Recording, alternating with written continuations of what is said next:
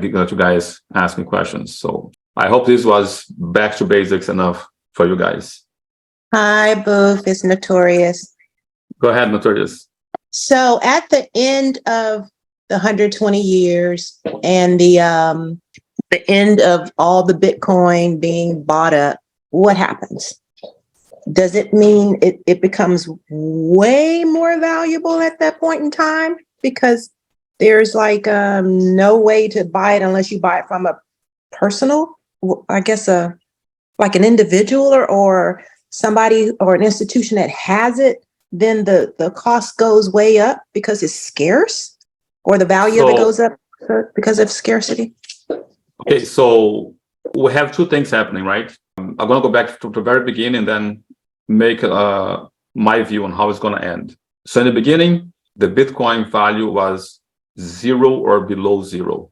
And I say below 0 because it took a computer, it took some electricity to be mined, but no one would give you one single penny for any Bitcoin or any amount of Bitcoin, right? And then eventually we had the pizza transaction where someone paid 10,000 Bitcoins for 2 pizzas. Once the transaction, people think it's a joke. To me, the most significant event after the Genesis block for Bitcoin was the purchase of the pizzas. Because now we have a value. 10,000 Bitcoins equals 2 pizzas on the value of, and if my memory serves me correct, like that meant over $1,000, 1,000 BTC per dollar, which means $1 could buy over 1,000 Bitcoin. But there was a price. Now that you have a price, what happened is miners now can start to calculate how much electricity am I using, how much computational power I use, what was the investment on my computer in order for me to mine this. Now it becomes operational, mining becomes a business because now you have a value. Now what happened is the inflation rate of Bitcoin began with 50 Bitcoin per block. And then it got cut to 25, 12.5. We are now at 6.25. And the first quarter of next year, we're going to cut that in half to 3 point something. Now, what happened is the reward for finding the block is shrinking, and the amount of effort is increasing. The first millions of Bitcoin were generated with one laptop. Today, you cannot generate one if you don't have a massive warehouse of. Now, what that does is the value is increasing, the amount of energy produced is increasing, but the amount of Bitcoins being issued is diminishing. And miners get the newly created Bitcoins or newly issued Bitcoin. Now, what happened is that's not all that the miners get. Miners also get all the fees of all transactions. So if you are the miner that solved the equation, you get the newly issued Bitcoin, you also get all the fees given to you. What's going to happen when there's no more Bitcoins being issued, the amount of Bitcoin being issued is going to be so insignificant in relation to the fees that will not make any difference anymore. Because you went from 50 to now 6 point something. So the value, the fiat value of Bitcoin is going to increase. The efficiency of mining is going to increase, which means it's going to take less energy. The microchips are going to get better in 120 years. There's no way to tell how much more efficient things are going to become. By the time no Bitcoins are being issued, I would say the miners are more than happy to mine just with the fees alone. I think the fees are going to be making most of the rewards because it is cut in half every 4 years. By the time there's zero, it was too close to zero to be any significant. My question is not what's going to happen when there's no more Bitcoin being issued. My question is, would on that decrease of reward, we have an issue? Because if it's cut in half every 4 years, at one point, the fees reward has to surpass the reward. And if we're going to have a problem, it's not going to be when the reward is zero, because by the time the reward becomes zero, the reward was too close to zero to make any difference. My question is, would we have a problem before that? Does it make sense, Ross? Yeah, it's okay. We're one and the same pretty much, right? I still have other questions, but I have to process it. It does make sense. I do understand, the increase in the fees or the decrease in the fees, as it goes closer to zero and things like that. So I understand that concept of what you're saying. I just need time to process it. And so if I have other questions, I'll. Okay. come back. But I have a few theories though that may happen given the knowledge of today. One thing that we're not adding to this equation is like quantum computer, right? I think quantum computer will change Bitcoin drastically because what is possible with the innovation of quantum computing is so great that I think the algorithm and the way we mine Bitcoin will change drastically before this 120 years is over. Because a lot of people thinking like 120 years from now, with the computers and the technology that we have today, the same way that it sounds very strange, but the very first light bulb is about 120 years ago that we start to use electricity and light bulb, and look where we are today. We have LED and so many other things. So the idea that 120 years from now, we're still going to be mining Bitcoin with the same encrypted algorithm and with the same computational system that we have today, I think it's too naive because technology goes exponential. So I'm not even sure Bitcoin will survive and be relevant at 20 years from now, though. Those are the questions that I have before like getting to the 120 years of the last mine is like, what changes will occur that may replace Bitcoin 120 years from now, though? Okay, to piggyback off of what you just said, what events or what types of things would have to occur to make it irrelevant going forward in the future? What are your thoughts? Oh, wise one. Okay. So one thing that I think is going to make less relevant is quantum computing. I think not in the sense that quantum computing will kill Bitcoin, but in the sense that quantum computer will change Bitcoin to the point where it is very different than what we see today, right? I'm going to give a few examples to you. The internet was literally a very low system of networking computer to computer, right?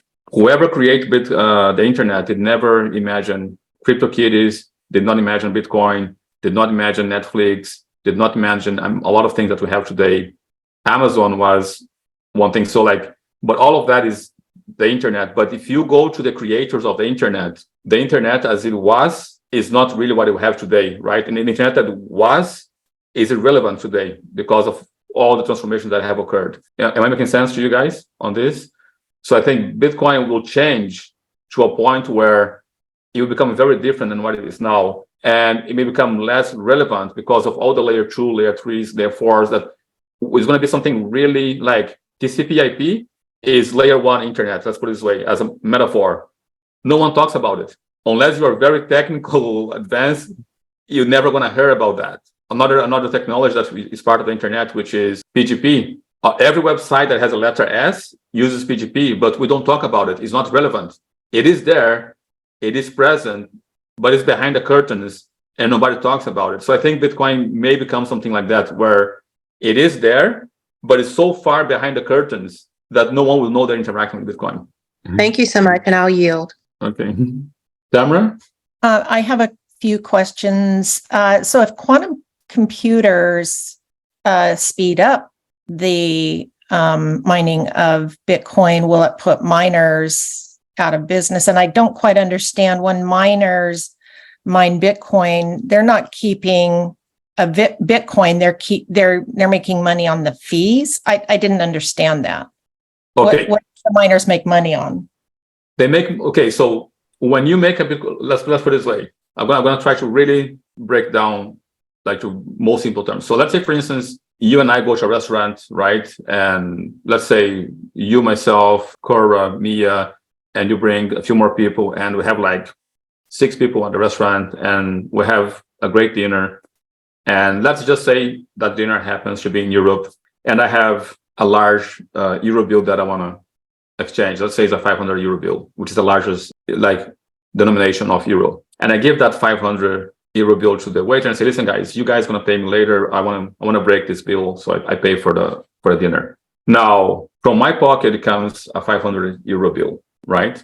What comes back is my change. So what we have to pay for the restaurant is one amount, and then some things came back. And let's say some of that come in coins, and I don't feel like carrying those coins. So I leave those coins and a 5 euro bill on the table, and we walk away. So we have 3 amounts. The initial amount, which is the 500, the amount that remains with the restaurant, minus my balance, and the amount that is left for the waiter, right? You can also make 4, if you want to make more detail, 4 amounts. The amount that came out of my pocket, the amount that came back, which is due to me, the amount that I left to the waiter, and then the remainder amount that I have with me, right?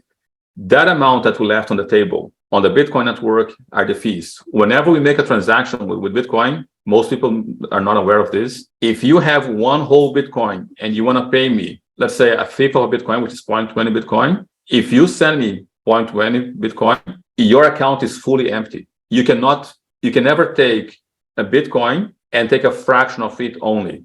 What happens behind the curtain is this: your full Bitcoin leaves your wallet, it gets split on what is for me and what is back to you. So your wallet creates another account for you. Now, if you add those two amounts, it doesn't add to one Bitcoin. There's a little bit that people don't know. It's so insignificant that people don't notice, but there's a little bit left.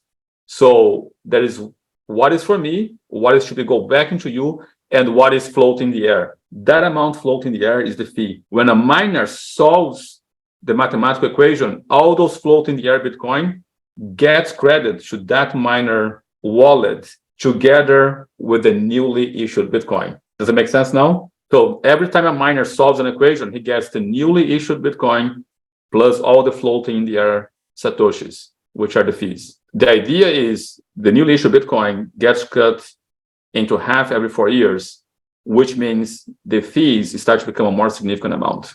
So the way you did that example, why doesn't it make sense to ever produce a physical Bitcoin someday? Just like, the dollar was created to represent the gold value at one time. If there was a coin that represented the digital Bitcoin, and you would get change just the way, I still don't understand why you can't have a physical Bitcoin. Okay, the reason why we cannot get a physical Bitcoin is the following. It's precisely because of what we have now in the banking system. So I'm not sure if there's a presentation on YouTube, but there's a presentation academy where we compare the monetary base. The guy from Procopolis, anyone remembers our presentation academy that I made? I literally bought a PDF document from the guy from Procopolis, and I compare Bitcoin with the monetary base. There's a presentation academy. I'm going to find and try to make that available to you. So what happens is what we have today and what we have on the gold system is this.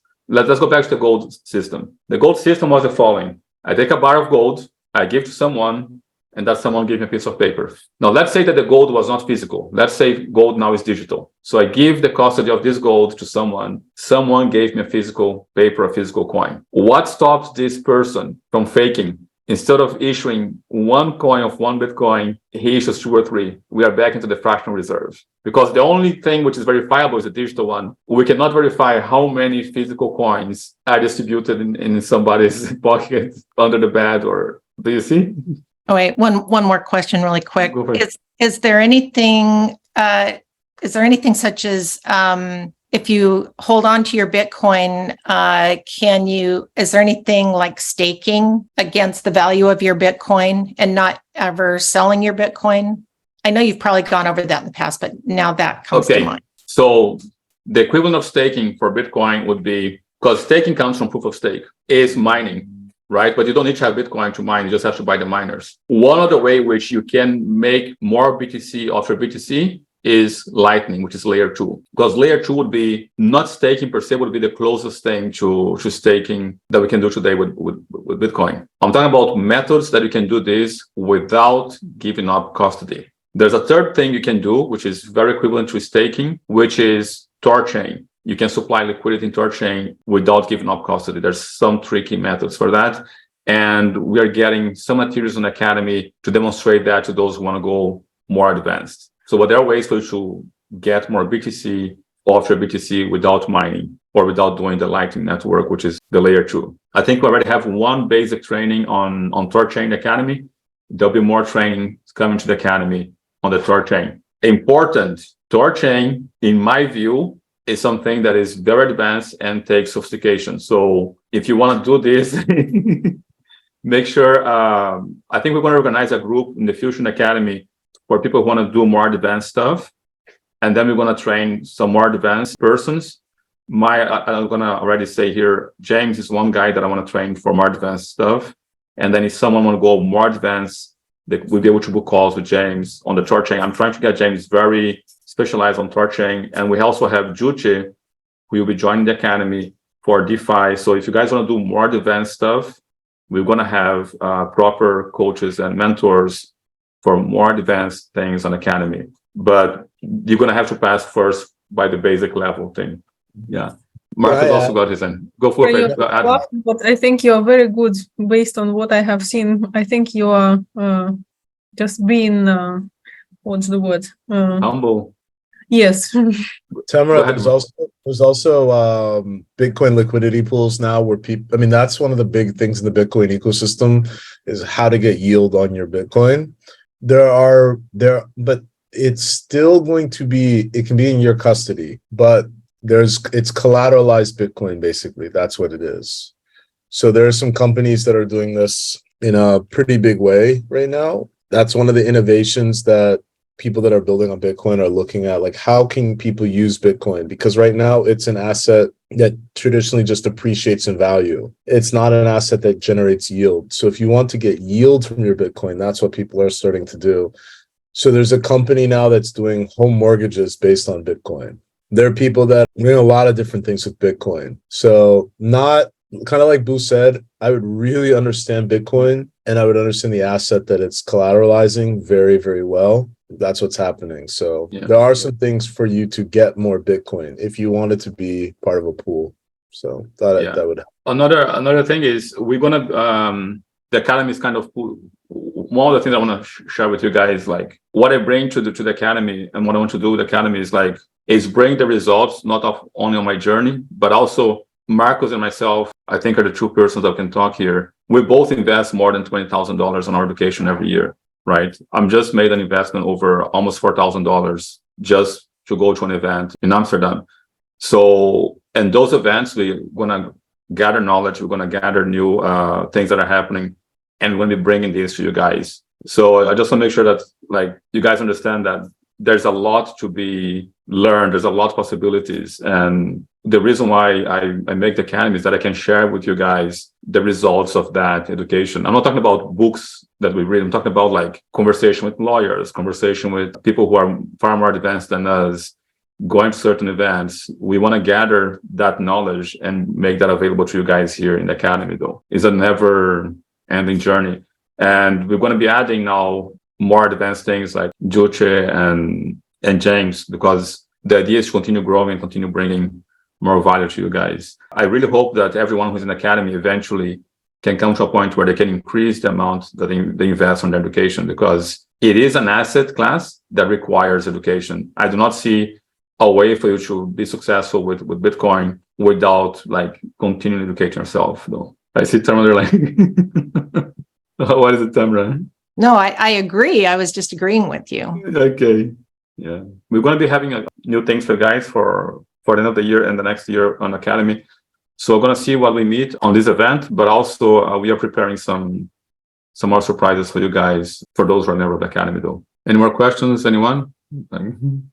Oof, if I showed an example, I'll show you why you kind of have to build the education, because there are going to be terms that, especially when you start, and I'll talk to Boof maybe about doing a session on on-chain metrics, right? I was talking to Rodrigo about this, like TVL, right? AUM, these are all very, like terms that when you're starting to look at like, okay, how much activity is happening. So I'll share a chart on a Bitcoin lending platform so you can see what's happening, and just not recommending people to do this, but you'll understand like why you really need to study. So if I can share that, hold on. Go ahead, share. Go ahead, Marcus. Okay.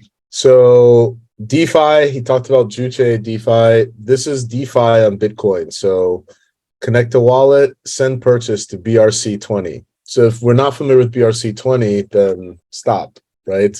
Yeah. Don't not proceed. But also another thing to mention, like BRC20 is a few months old, right? That vocabulary that didn't exist until like a few months ago, right? Go ahead, Marcus. Yeah. Does wallet have BRC20, right? This is a flow chart. Then Deep Lake is one of the companies that is actually doing APIs for different Bitcoin in the Bitcoin DeFi, Bitcoin ecosystem. Time lock, yield ordinal, and this is all on smart contracts. Did the time lock expire, right? If it did, then release the BRC20. The BRC20 is the collateral here, right? So this takes too much time, I think, to just jump in like right away. Yeah. So that was just my thought to show this, that there's so much to learn. Yeah, and the thing is, like, for instance, we have guest speakers, like, for instance, Jack, right? Jack is getting like really niche down on like erasing tracks of transactions, right? Because one thing that I made on the presentation, I say that Bitcoin is untraceable. It is untraceable if you are educated and you take the proper steps to do it. It is no longer untraceable just by default, right? And there are people, for instance, like myself and Jack, that we believe if your Bitcoin has a trace, it is not Bitcoin. So the fungibility of Bitcoin is a bit something that we need to dedicate more attention to. And I have a conversation with Jack. For those who may not know, like, I meet with Jack on a regular basis. I meet with Marcos on a regular basis. Rodrigo is also developing some very good product, and we try to meet, not as regular, but I do also meet with Rodrigo. But the thing is, there's a lot of things happening on the ecosystem, and it takes a whole team of individuals to keep up to pace with the things that are relevant to anyone that's entering this space. So hence the Academy is like, it's very. And another thing that I see that's happening now, like, we are in YouTube, and what I noticed with the staff is like, the events that are happening now, they're happening so fast, we can't keep up producing content as the events are happening. Like, I have, for instance, Cora who does a presentation, and I'm like, this is very urgent. Oh, no, this is the thing that I need to be urgent now. Is like, things keeps changing constantly in this ecosystem, though. Buffy, you said that something is fungible. Like, yeah. Okay. I get your question already. Okay. So let me see if I have that here. Maybe I have that here. So here we have euros, right? Fungible means it doesn't matter if I give you this one or if I give you this one. It doesn't matter if I give you 4 5s or if I give you coins. It's still 20 euros. What happens with Bitcoin right now is a few things. First, let's talk about ordinals. So what is ordinal? I don't know if you guys have seen that coin, some artists that take a coin, make some carving on a coin. So if that coin has a specific carving by an artist, for instance, let's say you took a 25 cents coin and there's a very nice carving from a very famous artist. That 25 coin is not fungible. You cannot replace that 25 cent coin with another coin, can you? So that the moment you carve something on a coin, it becomes unfungible, especially if the artist is a very good artist. I know coins of 25 cents that are worth thousands of dollars because an artist made some really nice carving on it. So that is no longer fungible. That coin is recognizable no matter where it goes. It's no longer like this. What is happening now with Bitcoin is we have what we call stained Bitcoin, right? So let's say the government of the US can put a stain on a bill and then can trace that bill no matter where it goes. That bill is not equal to another bill. And that's happening with Bitcoin. And what happened is once the Bitcoin gets stained, there's a way for you to remove the stain or remove the traceability, right? But that takes some effort. And why would you remove the stain? Is because you want every Bitcoin to be fungible, every Satoshi to be fungible to another Satoshi. And ordinals and a few other things that are happening in the network prevents that from happening, right? I think the ordinal part is not so much as a threat because it increased the value of the network. So if you have a Bitcoin that has a Satoshi that has a carving on it, it became more valuable. But if I have a Bitcoin that has a stain by institutions on it, that Bitcoin decreased value. So today, if I want to have my Bitcoin fungible again, I have to pay a fee for that. I have to pay to erase that stain. Does it make sense? Yes. I mean, just, I don't know, something new. Like, you can pay to erase the You have to. that thing. No But one's gonna erase for free. But that is gonna make the Satoshi less valuable, right? Once, yeah. Sorry, go ahead. Go ahead, Cora. No, What was it? that's it. That's what I wanted to say. It's gonna. So why would you want to erase that? Okay, so I'm gonna make more clarity. Just give me a second. Imagine that this 20 euro right now has a Apple tag on it. And no matter where this 20 goes, this Apple tag is stuck to it, right? That's what I mean by stained. If I glue this tag here, everywhere this 20 goes, everyone is going to know. So now if I got this 20 from you and I give this 20 to Marcos, everyone knows it is with Marcos. So what this tag does is start to identify persons to every Bitcoin wallet. So this 20, let's say 20 Satoshis would not be the same as these 20 Satoshis. Does it make sense? So when I say stained, I mean, there's a tag that traces that, which makes not fungible anymore. People would prefer this. Now, to deglue this tag from this 20, you're going to have to pay.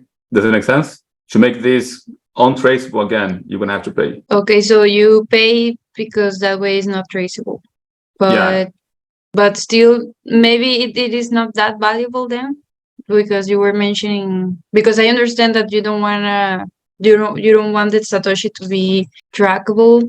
But maybe it is not that valuable then. I mean, because if it is worth it, if it is more expensive, maybe you don't want to do that or just sell it. Yeah, so people who have trackable BTC, some of them do not care. For some people who care, they're going to pay for me to remove the tag, right? By the way, this is another service that we provide for the Academy members and for clients. We detag the Satoshi. Like we remove the stain from the Satoshi. Most people don't care. Once you start to study... How can we know that there is I mean, we will have to be more into the space and knowing to be able to know that, because maybe it is trackable and we don't know. Yes, most people do not know and do not care. To know, do not care if it's trackable. The very hardcore Bitcoiners, they do care. So they would pay for the removal of this. Like, this is a service that we provide. We remove this and then becomes fungible again. So the fungibility for most people is the same. For hardcore Bitcoiners, it is not the same. I, for instance, do not want trackable BTC. Go ahead, Notorious.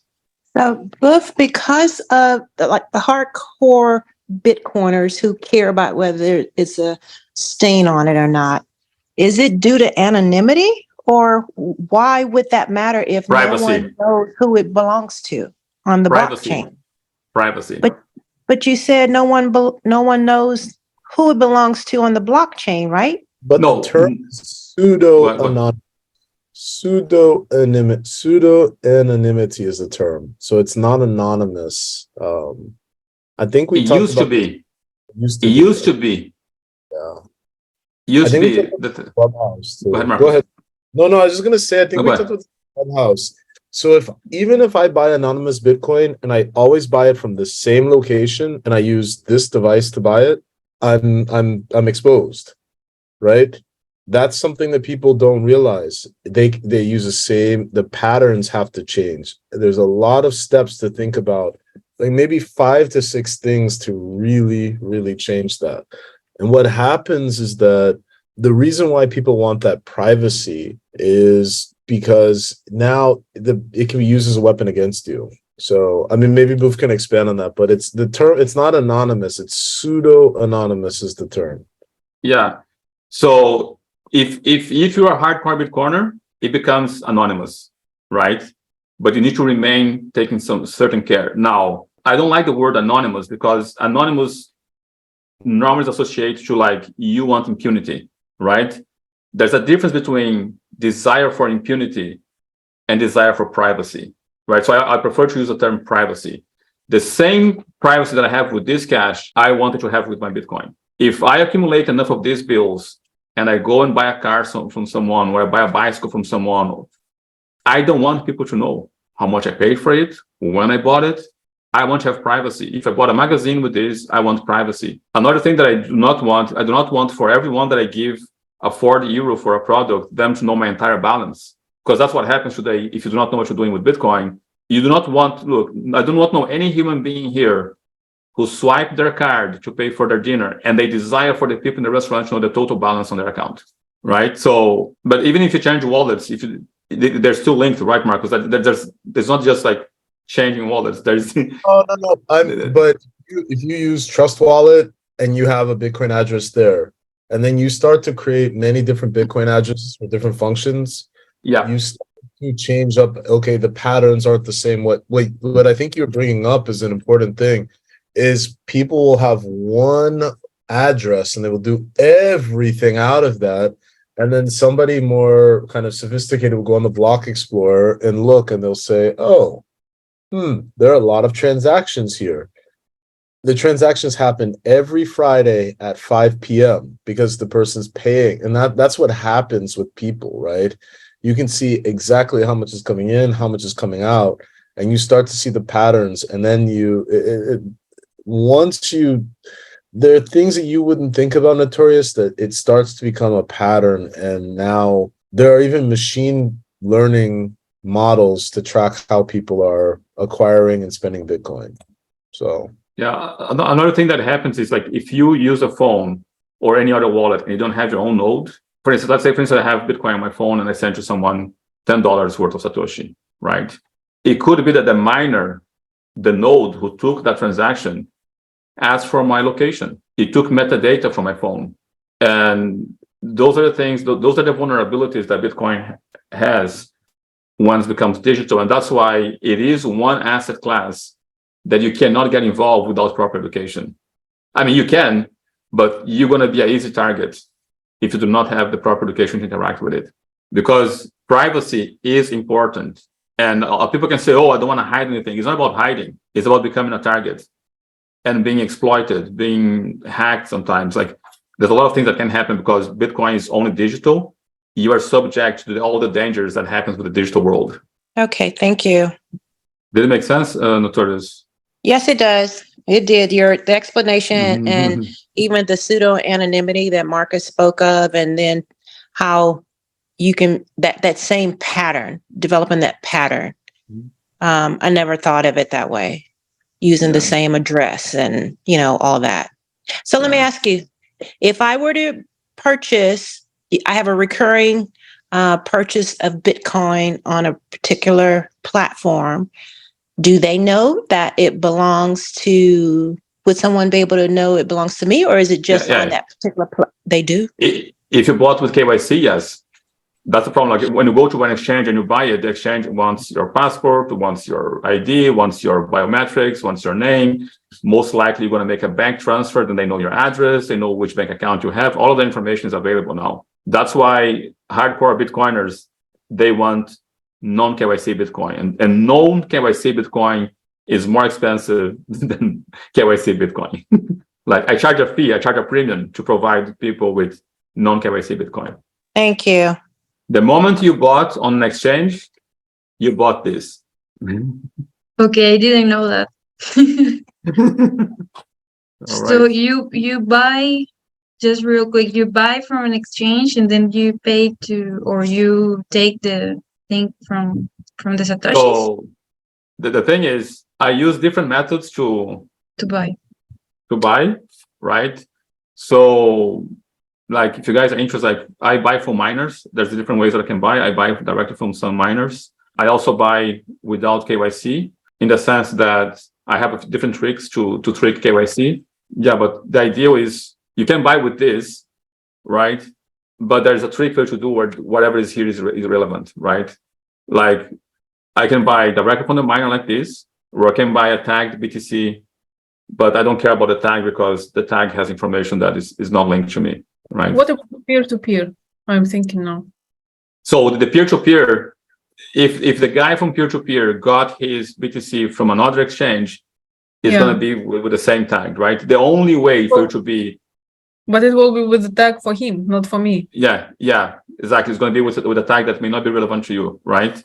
The only purest way to buy is directly from the miner or mining, or have a ways to remove this, right? Or buy with a tag that has information that is not relevant. When I like all of this meeting because people start to realize, oh, I need education. I could see on Corona, like, I haven't thought about that. I could see on your face. All right. I think we just hit the hour mark.